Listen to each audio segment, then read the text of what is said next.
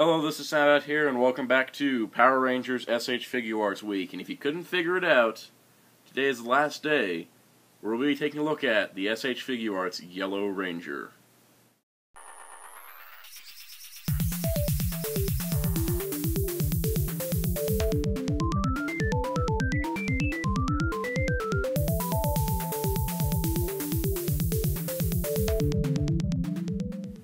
So, as always, we're going to start with the packaging, and it is basically the same box we've been looking at 6 other times now. So, here is the Yellow Ranger. She comes in a box. She has yellow chrome, so she's beating that Pink Ranger. She's got a nice profile picture on the side. Overall, really cool packaging. But, cool packaging does get stale after 8 releases. So let's move on to the Yellow Ranger. So here we have SH Figuarts Yellow Ranger. And I am not going to call her Tiger Ranger or Boy. It's going to be Trini or Aisha. This is Yellow Ranger, and this is not a figure available in Japan. Because as you may know, in Kyoryu Sentai Zyuranger, the Yellow Ranger, Tiger Ranger, was male and not female like the Yellow Ranger was in Mighty Morphin Power Rangers. And to reflect this, 2 different versions of this figure were made. The female version, which you see before you, is exclusive to the American market, and the male version is exclusive to the Japanese market. So it matches the figure matches the characters of either country, depending on which country you buy it from, and that's really cool. Now, for completionists who are trying to get every figure art, it becomes a hassle, but I'm glad they went ahead and made a female version of the Yellow Ranger for the American market, because this matches the Season 2 and 3 new footage better, and it represents how America did take a male character from Japan, but transitioned it to female, showing that a female character can be strong, as a male character is.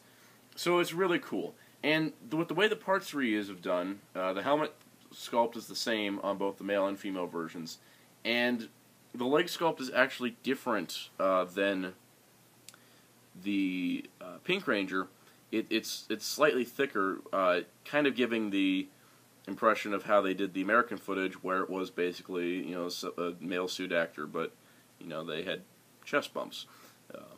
So you see, it is the same torso piece from the Pink Ranger, and it has a little bit of a thinner waist, but it looks a lot like the costume that was used in Seasons 2 and 3 of Mighty Morphin Power Rangers for the American exclusive footage. And that's really cool. A lot of work was put into this one. As you can see, the helmet sculpt is quite awesome. It looks a little large just because it's going from the male body to the female body. But the shoulder pieces are better on the female body. I didn't mention that with Pink Ranger. The belt buckle's perfectly in place with the tiger coin. And the figure just looks fantastic. Accessories-wise, I'm going to start off, yeah, there's the Blade Blaster in the holster already. There's no point in taking it out. Now, the articulation is the same as the Pink Ranger, so if you'd like to see the full articulation, go check out Pink Ranger's review, but she now has full leg articulation because she has no skirt. Really cool. She's got about as much movement as the Deca Ranger female Rangers do. So really, really cool overall. I love the way this figure looks, and I love that there isn't a female version for the American market. Now, accessories-wise, she's got, you know, Blade Blaster and Thunder Slinger, which I really need to pose all of them with these, because I would have to justify it. She also, of course, comes with her power daggers, which look very nice, well painted and detailed. And she comes with several hands. She comes with hands for the power daggers, hands for the Blade Blaster, and she comes with these really awesome splayed hands. They're for a roll call pose primarily, but they can be used several different ways to pull off several different poses. And it's really nice because I want more splayed hands on these figures. Unfortunately, I don't think we'll ever get a Blade Blaster and hands set for these guys. And their last accessory is the Power Axe in Cannon mode. And this is the thing that you'll need to complete your Black Ranger figure art, basically, because, well, here's the Cannon mode. Now, this is the last piece of the Power Blaster, the Power Blaster, and we shall put that together here shortly. But before we do that, let's arm up Yellow Ranger and give her her weapons, as that is the signature weapon of the Ranger, what makes them unique. And I must say that having the Rangers with their weapons is cool, but as I tend to look at the bigger picture of things, Season 1 and half of Season 2 is when they used the weapons. After the Japanese footage was completely exhausted, they stopped using the weapons. That's really a shame, because I thought the weapons were really cool, but on the flip side of that, you do get enough hands with fists and open hands to pose them as if they are the Season 3 versions. And you can see you got the power daggers going on here with the Yellow Ranger. You can have a couple different variations of the pose. But overall, super cool. As a figure by herself, she is really, really neat. So overall, I would highly recommend Yellow Ranger. She's probably my favorite, I'd say. Just with her wide variety of poses, and I just get a kick out of we made a whole different version of the figure for the American market. Out of all the Figuarts, she's definitely in the top 3 of this team. With White Ranger being up for character and Armored Red Ranger for stylishness. This is, out of the basic Rangers, I think this is my favorite, just because of how effective the figure is. And I like female Power Rangers, and this is a really good one. So, I'm really impressed with the SH Figuarts release of Yellow Ranger for several reasons, not to mention I just love that there's the female version for the American market. It's really nice move on Bandai Japan and Tamashii Nations and Bluefin Tamashii's part.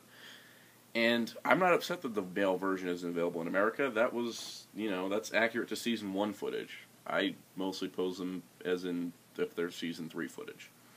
So that's just me, but yeah, you will have to go outside of America to try to get the male version if you are hunting down a set of G-Rangers. But we are not done with this review yet. We may be done with Yellow Ranger, but she has the last part of the Power Blaster. Let's get this assembled. Before we begin the assembly of the Power Blaster, I just wanted to show that, yeah, this is the Black Ranger using the Power Axe in Blaster mode, and that hand grip fits. And that hand will be used with the Red Ranger when we get this thing assembled. So, let's assemble it. So now that we have all our pieces laid out from the Black, Blue, and Yellow Rangers, let's get to the assembly. First off, you want to take the Power Axe, and pull this piece up, and this will lift off. You'll take the Power Bow, there's a little peg in there that will latch on in the middle here. You want to put this piece back on to clamp it down. Really nice assembly there, leaving all the details in place. Really cool. Then you want to take each of these weapons and match up the shapes. They will only go in one way, and they're not omnidirectional, which means the left ones go on the left and the right ones go on the right, and you get no argument about it. You got to make sure it's all the right shapes. It's pretty idiot-proof, except for people who may ham-hand them and break them. Be careful, things are not sturdy on Figuarts. Once you got that all assembled, you just take the power sword, clip it back here, line up the peg hole, and line up the peg, and now you got the completed Power Blaster, or Howling Cannon if you're a G-Ranger fan. Overall, that just looks slick. Even though this is being assembled from all those different parts, it looks like it's supposed to be one piece. I like that. Really cool. What's even cooler is when you pose it with the rest of the Rangers. Well, that just looks pretty friggin' cool. And it also took a long time to set up, so I want everyone to appreciate it. So that's the Power Blaster, and that is the team of 5 Rangers all together. Overall, this is a great little piece. I'm glad that the budget allowed for these pieces to be included with the last 3 Rangers, and I'm super happy with it. And I'm going to take several pictures, because recreating this isn't going to happen anytime soon. But overall, really cool. And here's the obligatory Rangers holding Blade Blaster Thunder Singer combo that was only used once in the show, so I kind of forgot how they posed and didn't want to look it up. Pose.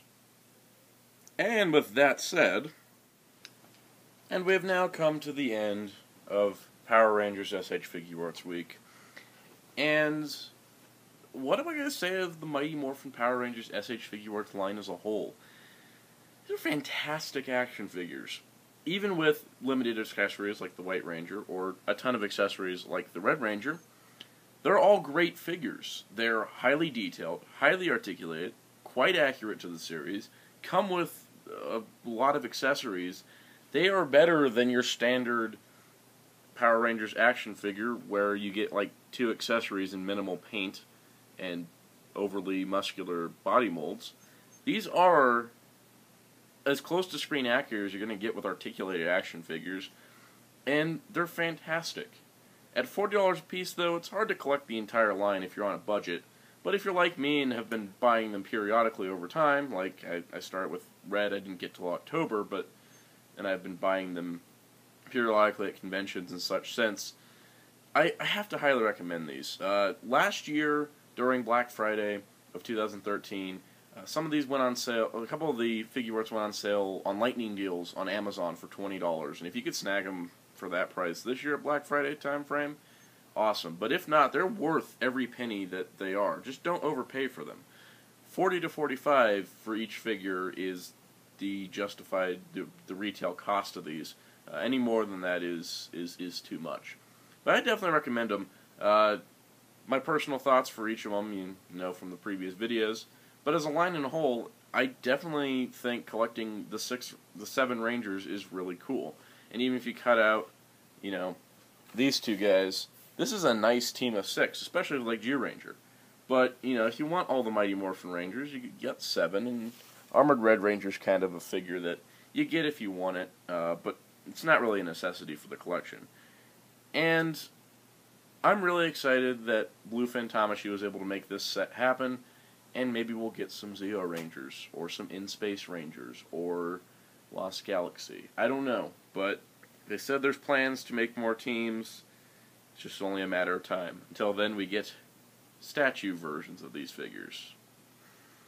Not as excited for those. But I'm glad that Bluefin Tamashii exists and is able to bring SH Figuarts to America, and I'm glad these figures exist.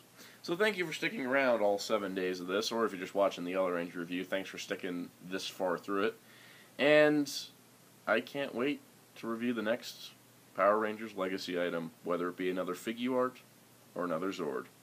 Anyways, be sure to check out HeroTaka.com for Power Rangers news and more. Until next time, Soundout saying goodbye.